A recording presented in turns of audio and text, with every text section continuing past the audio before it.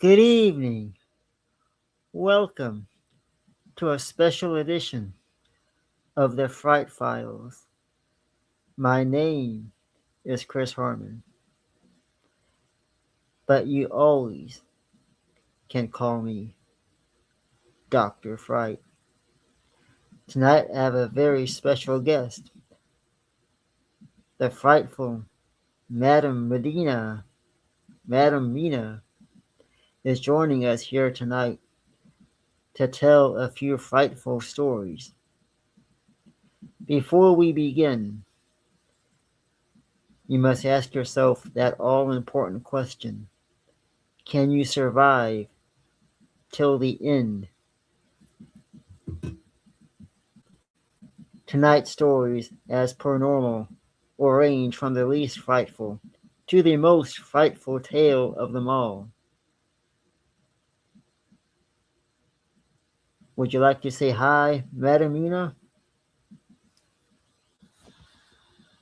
Yes, so I'll be reading my spooky stories from Reddit. These are all true stories. And as per normal, Dr. Fright will be here to scare you to death with his frightful tales.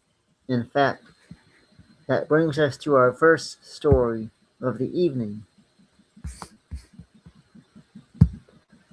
I call this The Hunger of the Wendigo. In the cold, desolate wilderness of the northern forest, there is a legend whispered among the hunters and trappers on an ancient creature that stalks the snowy woods, driven by instantaneable hunger. You see, the Wendigo, they say, is a spirit of famine and greed, a monster born from the darkest corners of the human soul. Those who encounter it are doomed to because like forever cursed.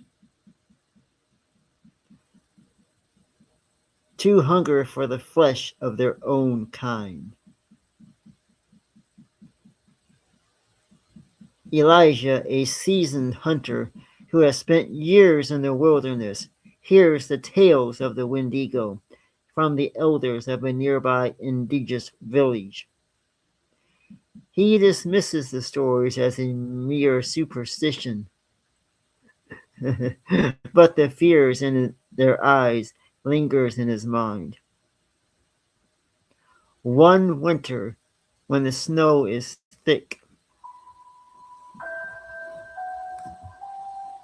on the ground and the cold bites deep, Ellis, Elijah, his hunger party venture deep into the forest in search of game.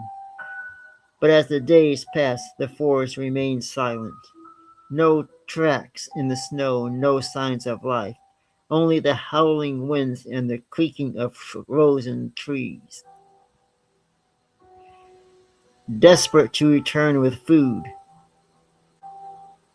the party presses on, but the cold and hunger begin to take their toll. One night, as they huddle around a weak fire, they hear a distant, mournful cry echoing through the trees, a sound like the wail of a lost soul. The men exchange uneasy glances, but Elijah brushes it off as the wind. Still, he can't shake the feeling that something is watching them from the darkest, something that is neither man nor beast. As the nights grow colder and the food runs out, the men begin to break. One by one they fall ill, their faces gaunt and pale, their eyes hollow with hunger. Elijah feels the same growing emptiness in his own belly, a hunger that no amount of food can sustain or can satisfy. And then, one night, he awakes to find one of the men missing, following the tracks in the snow. He stumbles upon a gruesome scene, the scene of the man's body, torn apart, the snow around him stained with blood. Standing over the remains is a figure, tall, and its skin stretches tight over its bones, its eyes glowing with a malevolent light. The Wendigo stares at Elijah with eyes that burn with a cold, cruel intelligence, its mouth, filled with sharp, jagged teeth, twisted into a grotesque smile. Elijah tries to run, but the creature is upon him. In an instant, its breath, hot and rancid on his neck. It whispers to him in a voice like the rustling of dead leaves, telling him that the hunger will never leave him, that he will become like it. A creature of endless appetite. Elijah manages to escape, but the damage is done. He returns to the camp, but his mind is plagued by the Wendigo's curse. The hunger inside him grows stronger, and with each passing day, until he can no longer resist its pull. One night, driven mad by the hunger, Elijah turns on the last remaining member of his party, tearing into him with a savage that horrifies even himself. As he consumes the flesh, he feels his humanity slipping away, replaced by something cold and monstrous. By the time he is found, a search party, Elijah is no longer the man they once knew. His eyes are wild and hollow, his body gaunt and twisted, his hands stained with blood. Yeah, they take him back to the village, but he is beyond saving. The curse of the Wendigo has taken hold, and Elijah disappears into the night, leaving behind only the echoes of his hunger and the cold winds that whispers through the trees. The villagers know that he has become one of them, a Wendigo, doomed to roam the wilderness, hunting and devouring all who crosses his path.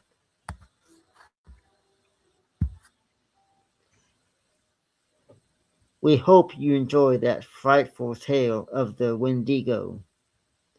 And now, Madam Mina will tell a tale that is sure to fright.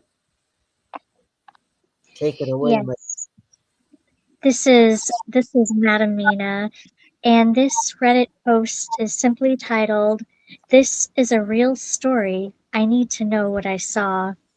Yesterday, I couldn't get to sleep. I was tired, but my brain just wouldn't let me rest. I got up out of my bed and went down the stairs to put on a movie, but when I got halfway down the stairs, I heard a door shutting. I thought maybe my dad woke up. This was until I turned around to see my door that was wide open now shut. Obviously, I was pooping myself in fear, but I did get the guts to go into my room. A chill hit me right as I went in. I turned on my lights and I looked for a couple of seconds, and this is when it happened. I swear on my life, what I'm about to say is true. I looked into my mirror. On the other side, however, was a completely different room, a yellow room, an empty yellow room. The pattern on the wall was brown zigzags, and the floor looked like a yellow stone floor. I stood still crying before I could even scream, though my mirror went back to normal. I don't know what happened.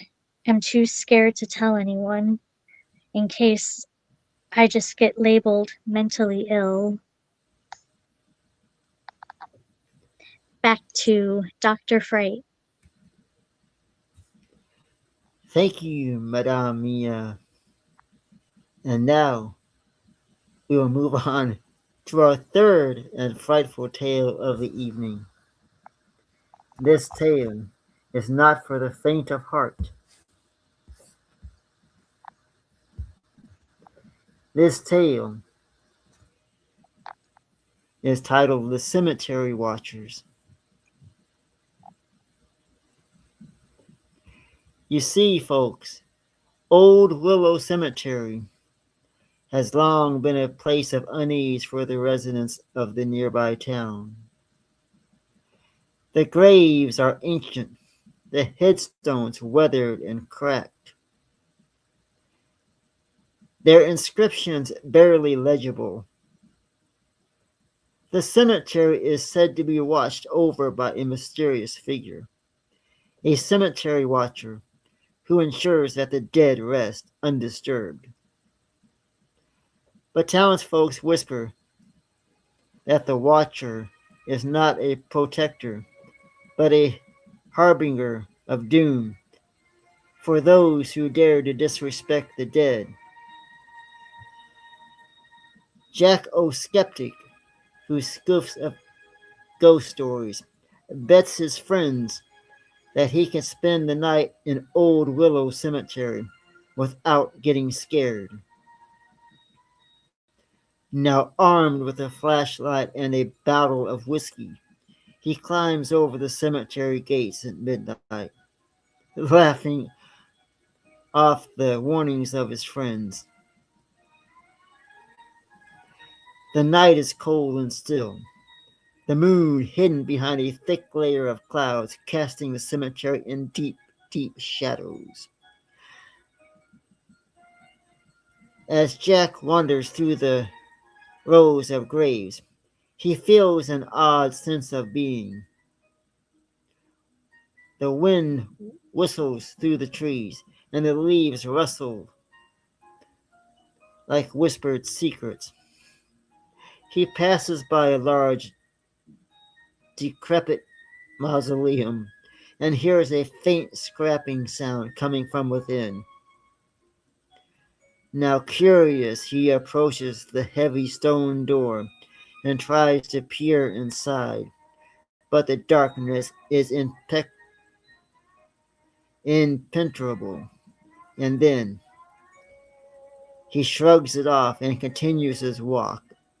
But the feeling of being watched only grows stronger. The air seems to thicken and the shadows around him deepen as if something is lurking just out of sight.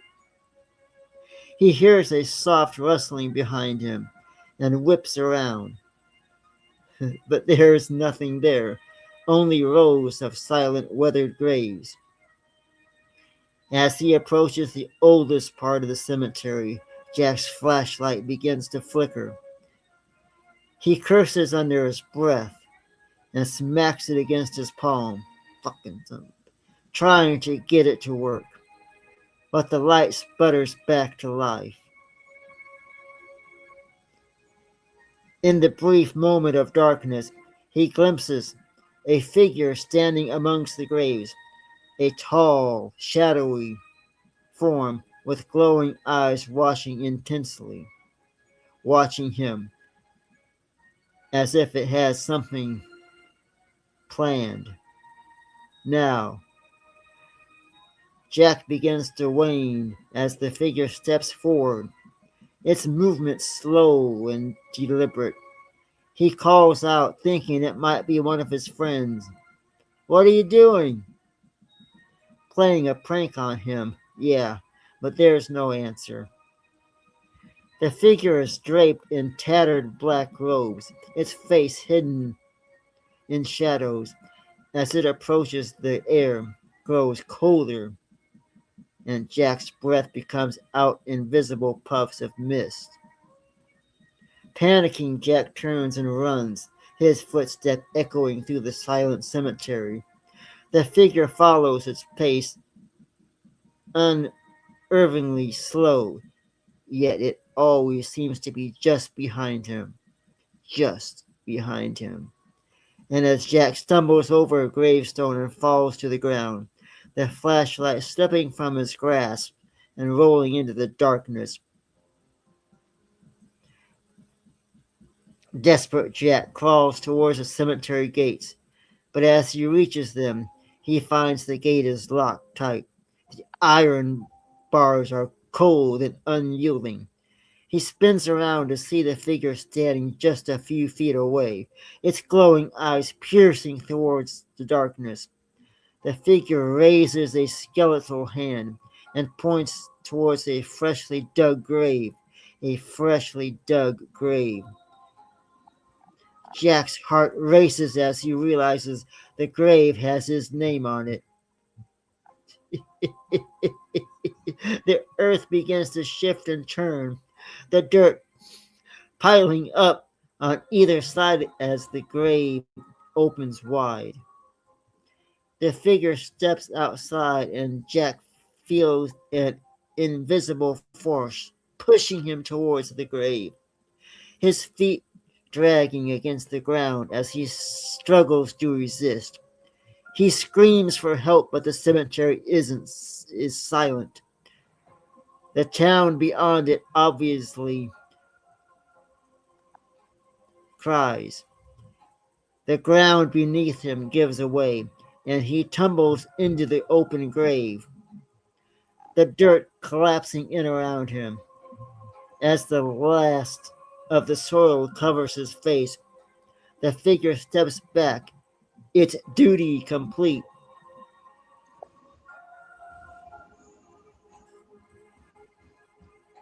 The next morning, the cemetery gates are found unlocked, swinging gently in the breeze.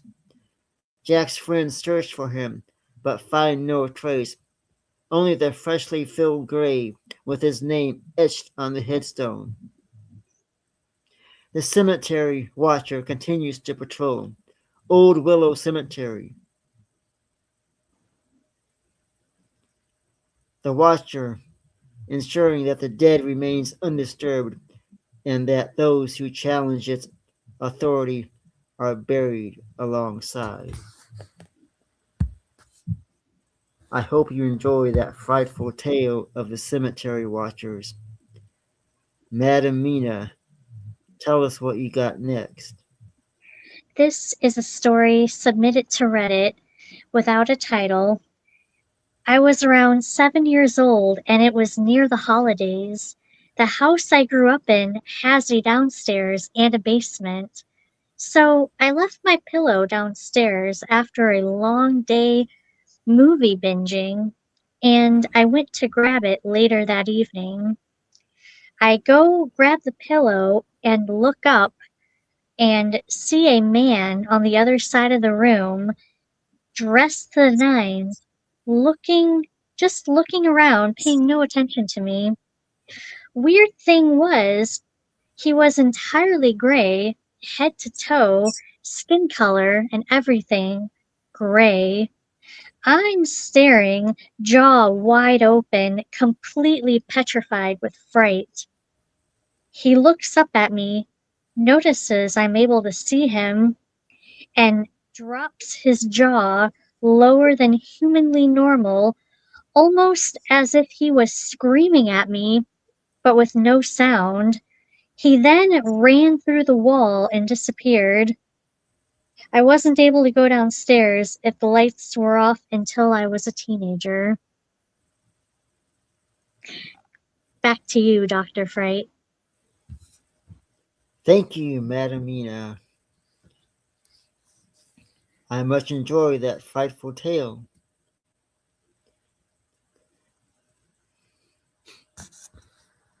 This next tale, I hope everybody finds much peaceful, although to those who participated in the happening of this next tale may say otherwise, because be careful when you knock in the night. This next tale is called Three Knocks in the Dead of the Night. You see, something strange happened to Justin and their grandpa.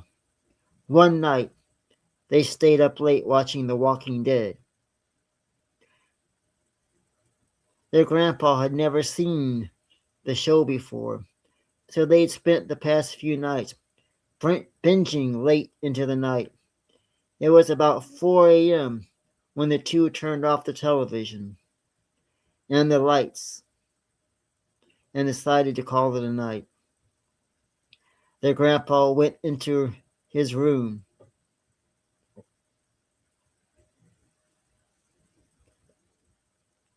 That was when they heard 3 light knockings right behind them. Since the bathroom was connected to the grandfather's room, they assumed that the knockings was him checking to see if they were asleep, but the answer didn't get a response. When Grandpa left the bathroom and met the children in the hallway, he asked, in a confused state, about the knockings. But the children said they also heard 3 knocks. As it turns out, they both heard the quiet, distinct knocks. Everybody heard the knocks. They searched the house to make sure no one had broken in. They double-checked all the locks and finally went to bed. Their grandfather had one deceased son, and that one son had been missing for almost a year now. Grandfather believes that the knocks had something to do with his missing son. Perhaps the missing boy was trying to reach out to the beloved family.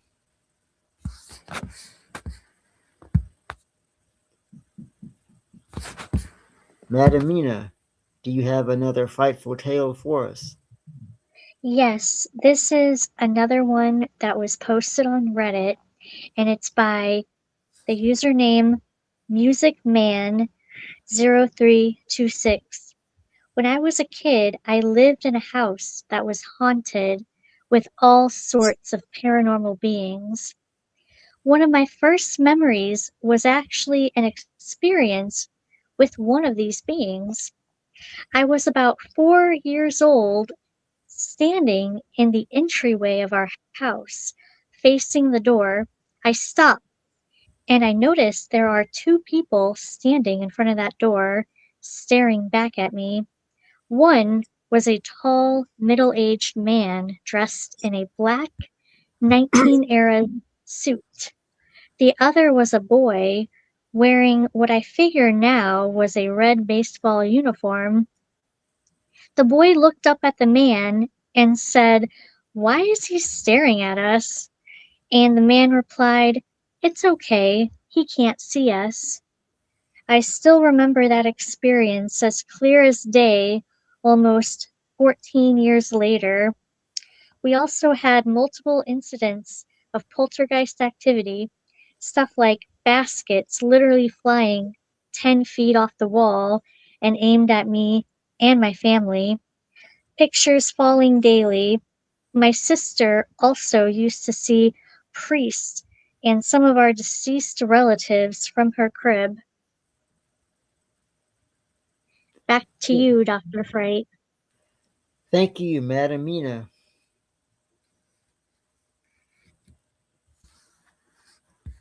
This next story might be one of the most frightful stories of the evening. I warn you, listen at your own risk.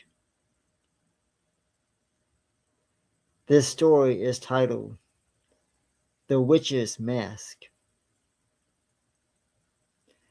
In a town known for its elaborate Halloween celebrations, there's a particular tradition that everyone follows. A mask contest. Every year, the townspeople craft their own homemade masks, each one more horrifying than last.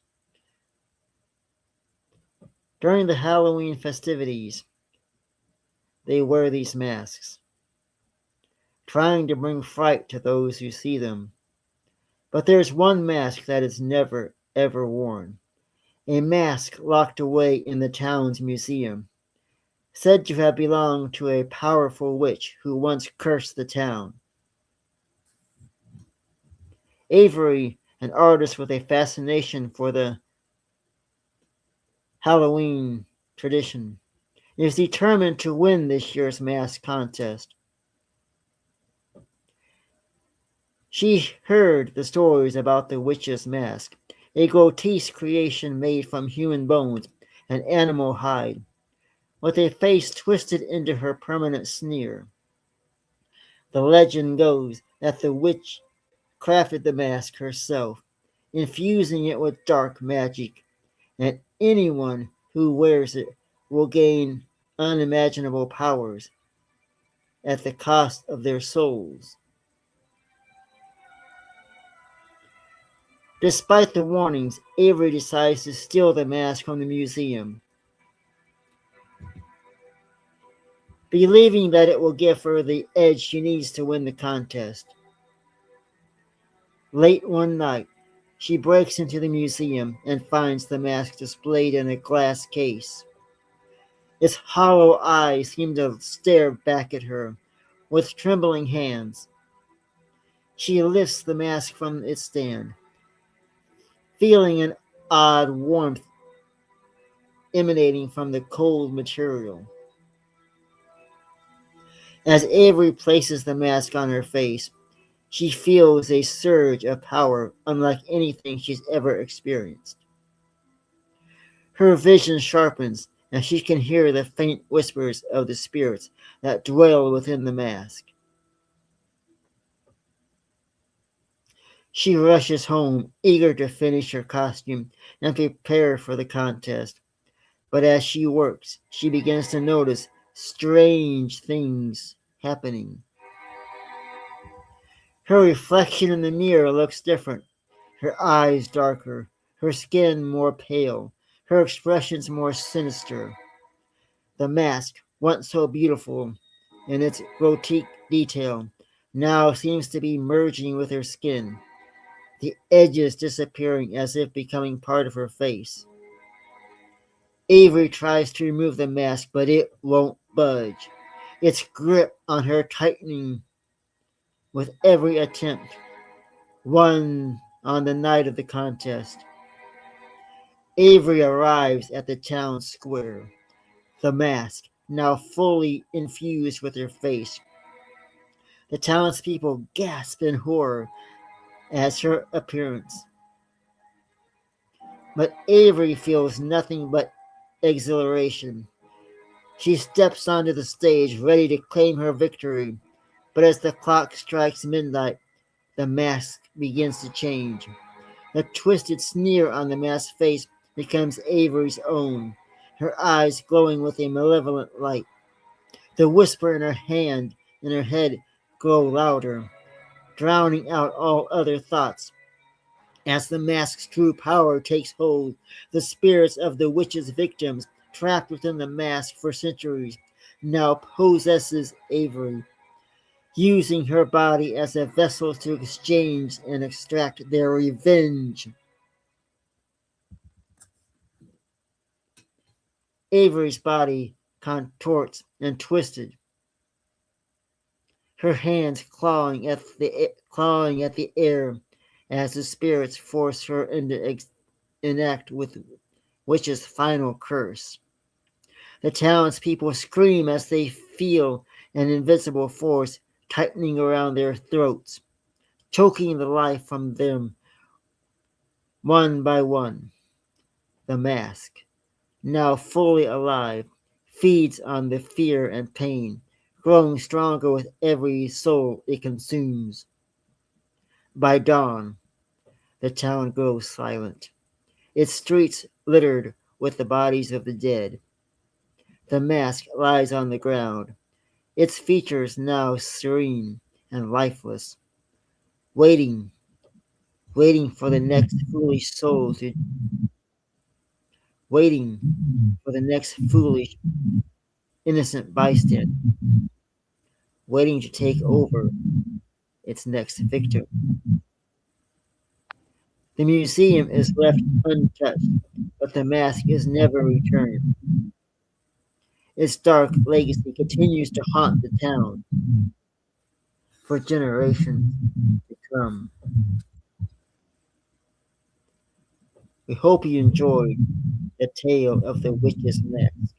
If you're still with us, you are making it almost to the end. Nadamina, what do you have for us? Yes, so this was posted on Reddit by the username Eat Electricity. Not me, but a friend of mine told me about a dream she had years ago about a decrepit old man who was being chased by wolves. In the dream, he kept referring to himself in the third person as Old Skin. For example, Old Skin's gotta get away from the wolves. Eventually, the wolves caught up to him and started ripping him to pieces in front of her, and he kept narrating the events in a monotone voice. Old Skin's being eaten alive. Old Skin's gonna die. She woke up feeling creeped out, but the weirdest part came when she started describing the dream to her brother. He stopped her mid sentence and asked, "Was his name Old Skin? I had the exact same dream." I don't know if that counts as paranormal, but it's definitely creepy. Back to you, Dr. Fright. Thank you, Madamina. That tale was very frightful, sends shivers down me spine. And I think we have another tale for you tonight. I do believe this tale may not be for the faint of heart.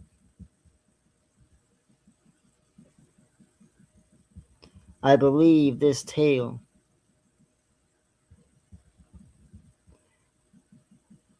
may be the most frightful tale you have ever heard.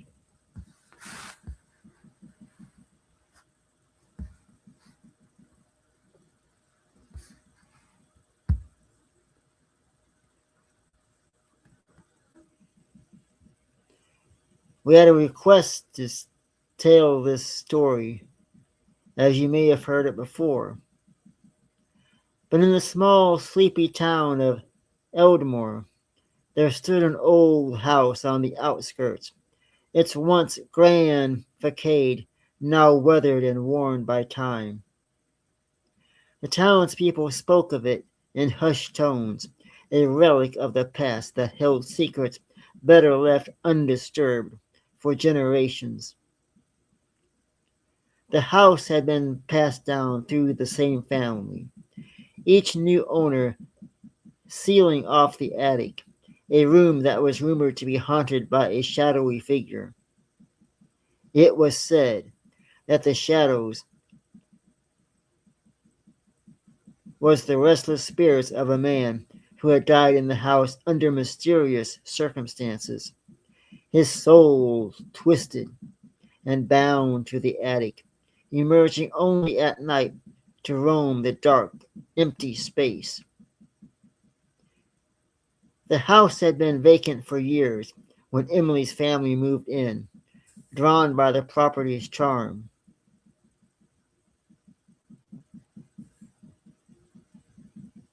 And the allure of its history.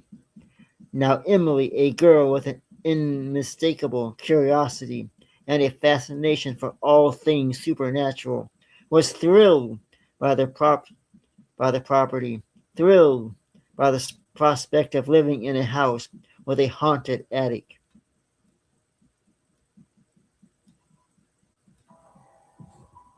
She had always been drawn to the ghost stories, devouring books on the paranormal and dreaming of the day when she might encounter a ghost of her own. Her parents, however, were more practical, dismissing the stories as nothing more than local folklore.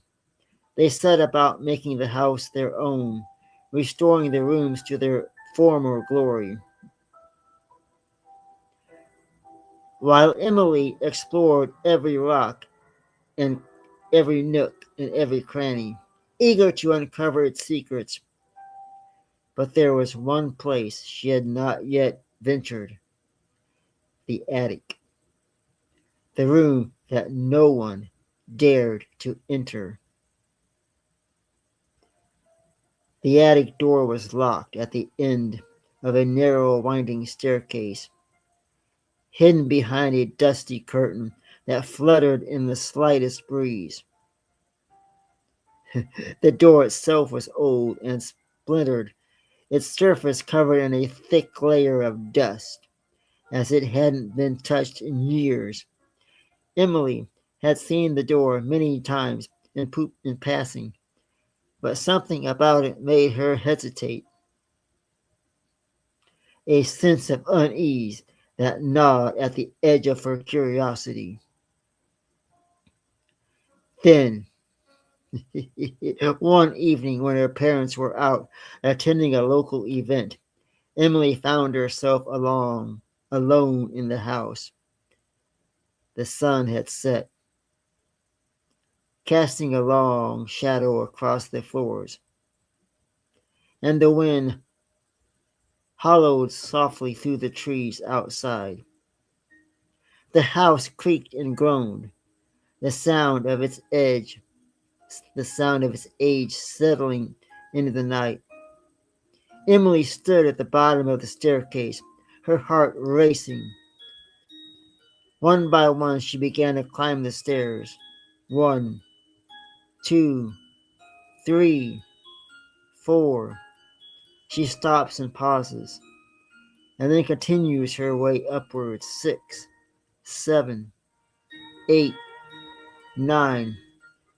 She stops to catch her breath, and she continues some more. 11, 12. She reaches the attic door. She has always dismissed the stories about the attic as silly superstitions, but now, with the house silent and empty, those tales seem to take a new light, seem to take on a new weight, and her flashlight in hand, Emily took a deep breath and began to approach the attic door. The attic door loomed before her, its wooden surface rough and cold to the touch. She hesitated for a moment, her hands trembling as she reaches the door handle. The door resisted at first, as if reluctant to open, but then it gave away. With a loud creak, the echo goes through the house, sending a shiver down her spine.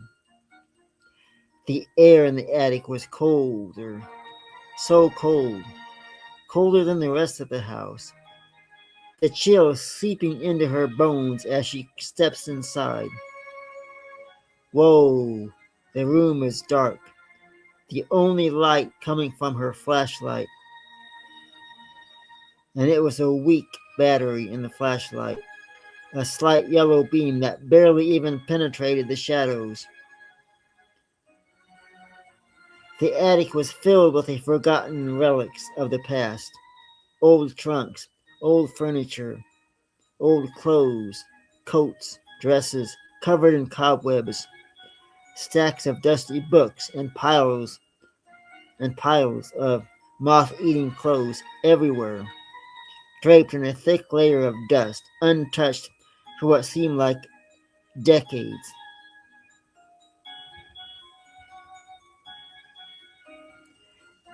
As Emily moves deeper into the attic, her flashlight flickers, casting strange shadows on the walls. The air was thick with the smell of decay, a musty, earthly scent that made her stomach churn. She shone the flashlight around the room, her heart pounding in her chest as she searched for any signs of shadowy figures the villagers had spoken of. At first there was nothing, just a silent, oppressive darkness pressing in on her from all sides.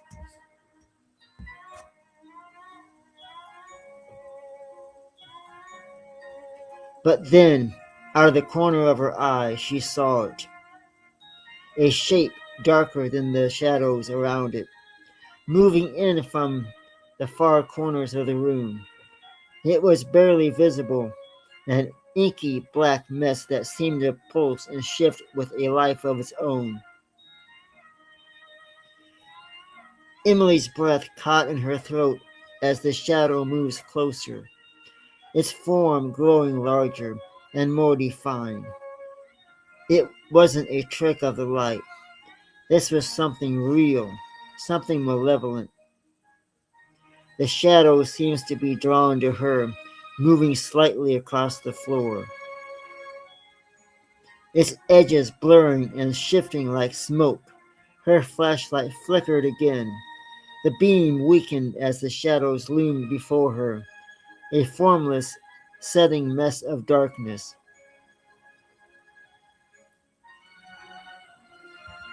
The air grew colder, the smell of decay stronger. Emily felt a wave of dread wash over her. She tried to step back, to turn and flee, but her feet wouldn't move. It was as if the shadow had rooted her to the spot, its presence suffocating, its cold tendrils wrapping around her like icy fingers. The shadow moved closer, and Emily's flashlight flickered one last time before it went out, plunging the room into complete and total darkness. Emily could feel the shadow pressing against her, its cold dark tendrils wrapping around her body, pulling her into the black void. She opened her mouth to scream, but no sound came out. Only the cold, empty darkness filled her senses, drowning her in its embrace. The last thing Emily saw before the darkness claimed her was a pair of old, hollow, empty eyes staring at her from within the shadows, as if the figure itself was nothing but a void, a vessel of darkness and despair. The next morning, when her parents returned home, they found the house silent and empty. The attic door was closed once more, the dust undisturbed as if no one had entered.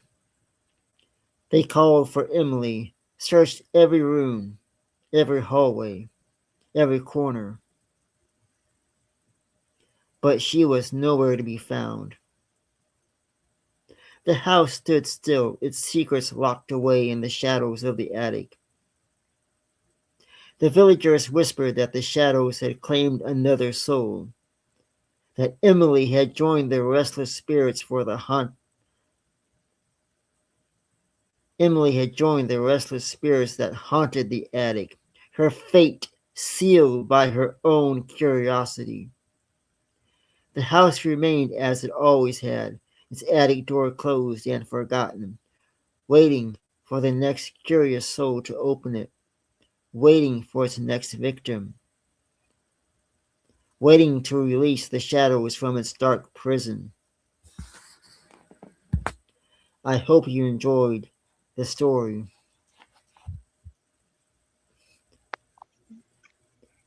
Do Thank you, you Dr. have do you have a final tale, Vladimir? Yes, this is my last one, and it's titled My Encounter with a Shadow Person as a Kid. I woke up randomly at 5 a.m., stood up in bed, and looked out my window into our driveway for some reason. There was the firewood shed and my dad's excavator next to it. Then I noticed a strange thing. It was an inky black shadow in the shape of a person just standing there by the excavator bucket.